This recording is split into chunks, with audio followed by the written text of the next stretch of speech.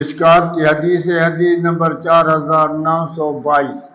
حضرت عمر رضی اللہ تعالیٰ عنہ نے فرمایا کہ اللہ کے رسول صلی اللہ علیہ وسلم نے فرمایا کہ آخری دور میں میرے امت کے بندوں کو اور حکمرانوں کے طرف سے بہت تکلیفیں ہوں گی اور بہت مشکلیں ہوں گی،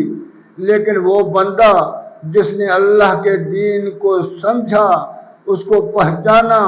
اور وہ اپنے ہاتھ سے جہاد کیا، زبان سے جہاد کیا، دل سے جہاد کیا، وہ بندہ فلاح پا گیا۔ اس کے بعد دوسرا بندہ ہے جس نے اللہ کے دین کو سمجھا، اس کو پہچانا اور جس نے برائی کی ان سے بغض رکھا اور جس نے نیکی کا کام کیا